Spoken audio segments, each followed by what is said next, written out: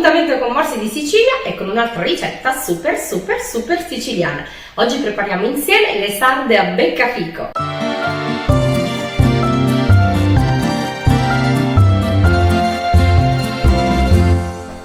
Vediamo subito cosa serve per questa ricetta. Servirà del pan grattato per la panatura insieme a un uovo, del pane raffermo grattugiato, del caciocavallo grattugiato che può essere sostituito anche con del pecorino, ovviamente le sarde, dell'aceto di vino, delle acciughe sott'olio o sottosale, dei pinoli, dell'uva passa, un cucchiaio di zucchero, dell'aglio, del prezzemolo e il mio tocco che è dell'arancia. Servirà anche dell'olio extravergine d'oliva, del sale, del pepe nero e anche dell'olio di semi di girasole o d'arachide per friggere.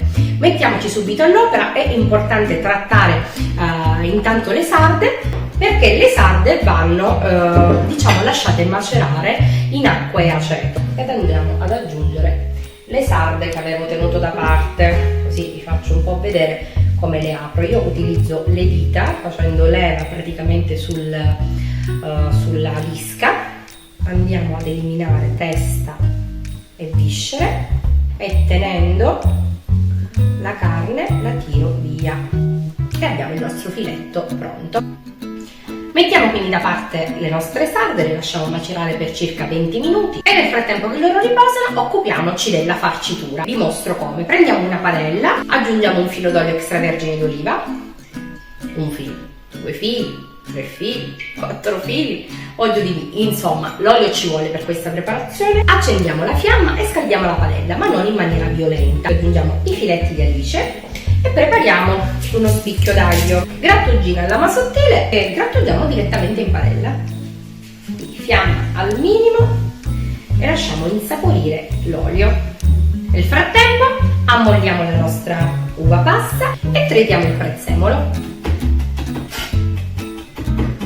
Siamo pronti per aggiungere il pane al nostro soffritto. Una volta che la mollica si è insaporita, ha preso l'olio, andiamo ad aggiungere i pinoli. Andiamo ad aggiungere anche l'uvetta, un cucchiaino di zucchero che ci aiuta un po' nella caramellizzazione e anche a bilanciare la grande quantità di aceto dove abbiamo messo a macerare le sarde. Aggiungiamo un po' di pepe nero e spegniamo il fuoco.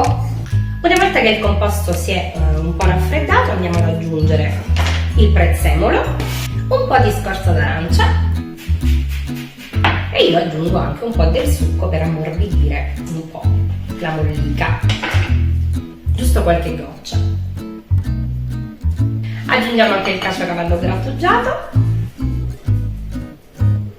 recuperiamo le nostre sarde. Ho preparato anche un piattino con della carta assorbente, come vedete hanno cambiato colore, si sono schiarite e adesso le andiamo ad asciugare, le tamponiamo proprio per eliminare ovviamente l'eccesso di aceto.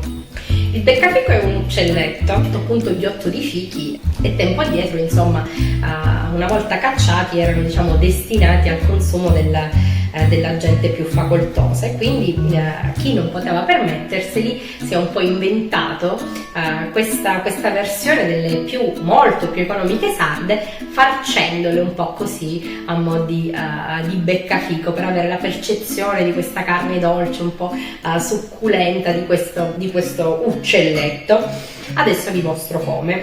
Prepariamo il necessario per panarle.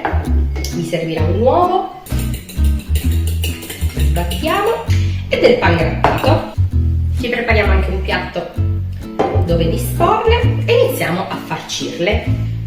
Prendiamo una sarda, un po' del composto, lo schiacciamo bene e lo andiamo a disporre al centro della sarda. Chiudiamo con un'altra sarda, compattiamo bene e passiamo il tutto prima nell'uovo e poi nel pan grattato. Sigilliamo bene e mettiamo da parte. A questo punto non ci resta che scaldare l'olio che è già su e friggere le nostre sarde. Ci prepariamo un altro piatto con della carta assorbente. Direi che ci siamo. Tuffiamo le nostre beccafico una alla volta, così così la temperatura dell'olio non scende troppo. Siamo intorno ai 170, al massimo 180 gradi.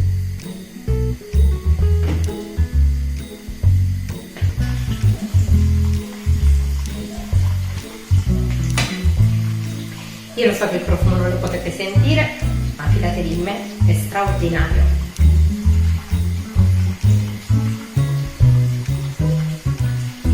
Una volta ben dorate, le tiriamo via.